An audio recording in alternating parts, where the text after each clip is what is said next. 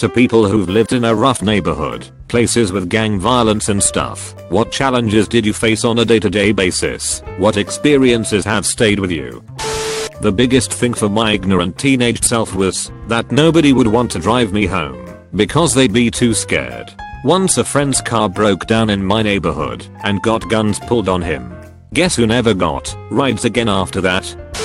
Never giving passerbys on sidewalks a moment or a reason to continue a conversation. A frequent thing would be people heckling me as I walked to / from school.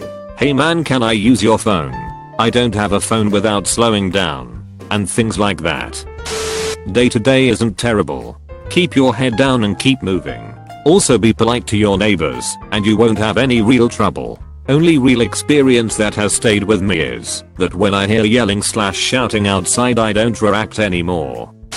Didn't live in one of those areas, but frequently worked in them. I worked for a government program which provided certain home improvements at no cost to those income qualified. Windows, doors, insulation, roofs.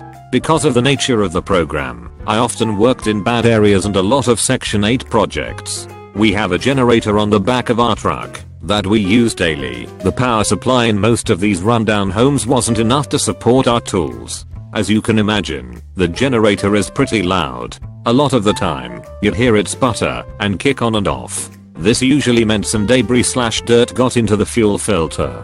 No problem. Clean it out and start it back up again.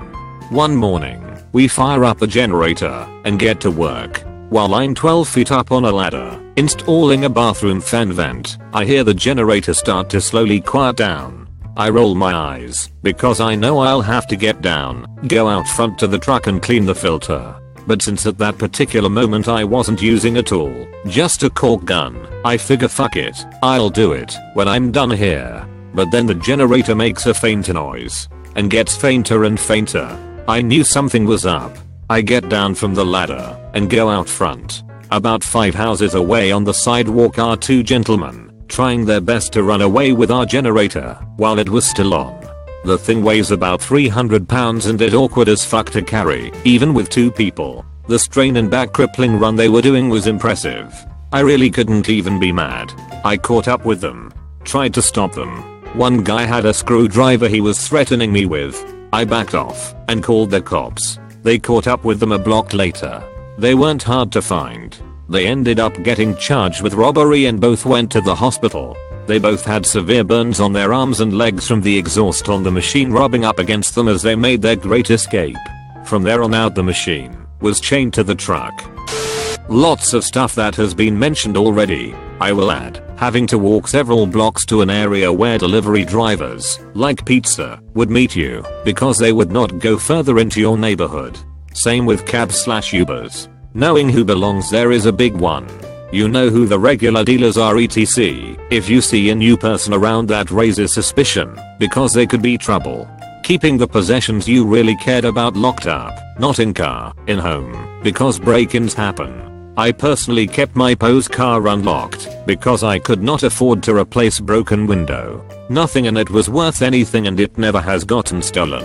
Before I had a car, getting groceries was hard. Like another person said, grocery stores were not close by, just overpriced ghetto marts, corner stores.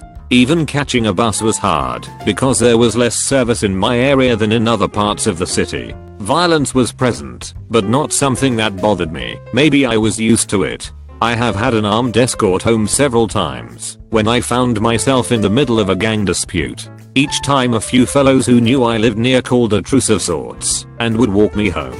Not that I was particularly special, I think they did that to others who happened to be out late. Grew up in a rough area of North Las Vegas. One of our apartment neighbors was this guy that ran with a Mexican gang and sold drugs. One day my brother and I are playing in front of our door when we see about 3 biker dudes roll up. They knock on the door and politely ask our neighbor's wife if her husband was home. She says yes, and he comes to the door. Within seconds they yank him from his doorstep and proceed to beat him up with pipes they pulled out of seemingly nowhere. He's screaming pleading for help, wherein steps neighbor #2. This guy was about as hardcore gangbanger as you can get. He screams down and says he's coming, at which time the bikers proceed to run out towards the parking lot. They haven't reached the lot when shots ring out. Boom. Boom. Boom. Glass shatters and you can hear bullets hitting steel. Neighbor #2 legit tried to murder these dudes in front of us. By now my mom is screaming rounding us up to come inside. We go upstairs to write out the police questioning that will follow. The cops show up and knock, but my mom refuses to open the door. We never talked to police. That is how you survive in those places. If it doesn't involve you, you saw nothing. Even if it did, you still didn't see anything. Very memorable part of my childhood. Couple years ago I was leaving my house for uni when I heard a huge bashing sound coming from my neighbor's house, who I didn't know well, but had always seen around and chatted to occasionally. I lived with my bro, and it was a rough neighborhood with lots of break-ins and fights, so I always tried to keep my head down and be polite. Anyway, I had a look and saw a guy, who later turned out to be a plainclothes policeman, with a battering ram breaking into the house. Police then swarmed the house and removed about 4 women who looked like they had been abused, a whole bunch of dudes, and a shit ton of drugs and weapons. Turns out they were running a brothel and had been monitored by police for months. I knew something dodgy was going on because guys would come and go in the middle of the night and could always smell weed, but I had no idea it was that serious. Turns out they were keeping the women hooked on drugs and threatened them if they ever leaves the house. Scary stuff. Was always polite to them and kept my head down whenever possible. This was in the UK, but I guess the same thing would work anywhere else. Never lived in one, but I was a mailman in a really bad neighborhood for a couple years and saw a lot of interesting things. Drug dealing and robbery was rampant. I kept my mouth shut and the drug dealers in that neighborhood made sure I wasn't ever messed with. Since I delivered the paychecks and welfare checks, I wasn't to be touched. That's how they made their money, so it made perfect sense to protect me. I never had anyone give me any serious trouble. Couple of verbal spats here and there, but the ones I had to legitimately fear were the ones I was cool with. They let me do my job, I'll let them do this. I felt like an extra on the set of The Wire. My mother used to manage and live in a motel in a really shitty neighborhood. She got cancer and became too sick to work anymore, but didn't want to move away from her home. So I came back from college to take care of her until she passed, which also entailed managing the motel. The motel also served as a long-term apartment solution for many people, and we had people who lived there perpetually for months or even years. In my time as manager, there was a double homicide and 2 attempted suicides, in contrast to her time there, in which there was a single homicide and 3 attempted suicides. She was there much longer, however. This was all in addition to many other similar events. Lots of various assault charges, drug charges, lots of property damage, etc. from the tenants that lived there, not to mention just lots of general unruliness. I was on a first name basis with most of the regular cops. One of the most glaring things that stayed with me from there was just the intensity with which people lie. I mean, everyone knows people lie a shitload, but every single day someone would just come up with the stupidest, most implausible lies and expect me to believe them. You don't have your rent for this week because your boss randomly decided not to pay you? Bro, I can literally smell your room from the service hallway through the bathroom vent. That isn't a plastic bag you're burning in there, it's crack. Of course, calling every single person out on their bullshit constantly is a fantastic way to get shot, so I'd often give them a day or 2, and then tell them the owner told me to give them the boot, and just let the cops handle it if they objected. Even being personable, I unavoidably made some enemies that I would rather not have, simply due to the nature of the job. Sorry, can't rent to you man. You're on the blacklist. Why the fuck? Because we found some paraphernalia in the room. Because you literally threw your fucking heroin needles away in the bathroom garbage without even putting a fucking bag in at first. Oh yeah, I saw those when I was in there. Was going to tell you about that. They were there when I rented the room. Wasn't me. I have hundreds of stories from that awful place. I could write a book. Glad I'm out now, though. For once I actually have a story to comment. So the one thing that stays with me from home happened on Christmas Day evening when I was 8, when a woman we'd never seen before knocked on our door and told us there was a dead body outside our house. Now I live in a rough area, drugs, gangs, the occasional rape and often GBH, but any murders normally happened on the other side of my estate. But this time, someone had been murdered about 6 feet away from our front door, just outside the front garden, and hidden by the garden wall. It was dark, and his body was half in the road, and covered by his raincoat and the shopping bags he'd been carrying. So nobody had noticed it. It was Christmas Day. Everyone was inside with their families. The woman who found him only noticed she'd nearly run him over with her car. The poor bloke had been stabbed 3 times in the back, but nobody had witnessed it. I live near a school, so they checked the security cameras and eventually figured out that he'd actually been attacked about 500 yards away and had walked all that way before collapsing outside my house. It was quite an experience for me as there were police everywhere, TV crews, search dogs.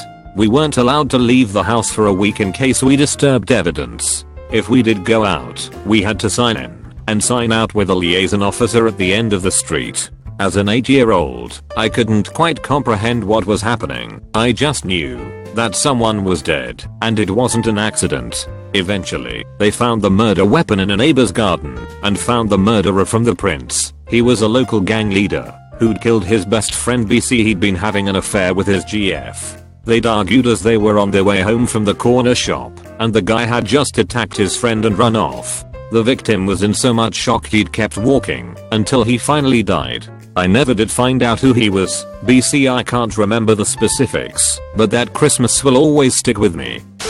I grew up with drive-by shootings and gang activity in general. I feel like a lot of important childhood memories are interlaced with weird neighborhood shit. The day we got our first puppy, my friend across the street pulled a gun on his dad. When the cops showed up, he ran down the street and turned the gun on himself. Everyone was fine that day, but I'll never forget having a new puppy and not being able to take it to the bathroom because we could get shot. I also learned to treat everyone with respect. People were stabbed to death next door. Drive-bys hit the house 2 doors down. No one ever shot us though. People looked out for us. In junior high I was chased home often by men yelling that they'd pay me for my services. In high school my family worked nights, and I was home alone.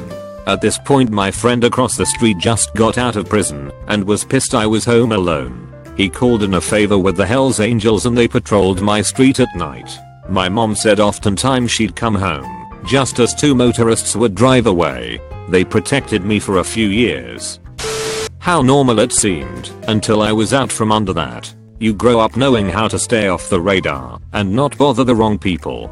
You see wild, crazy, scary things on the regular and learn to keep your mouth shut and pretend you didn't. You are just a kid, like any other kid, but you have to be preternaturally aware of the relationships and hierarchies and happenings around you all the time to make sure you don't end up in the wrong place at the wrong time. For example, there was a guy who let his big mean dogs, I don't remember the breed, run loose in the neighborhood, but the dogs respected boundaries in terms of how close you could get to their house before you got your throat torn out. Stay far enough aware, and they just sat watching you, with the occasional menacing growl. I spent the year we lived there thinking it was perfectly normal that I couldn't walk home from school on that one side of the street on penalty of death. It's just what happens. It's just your normal.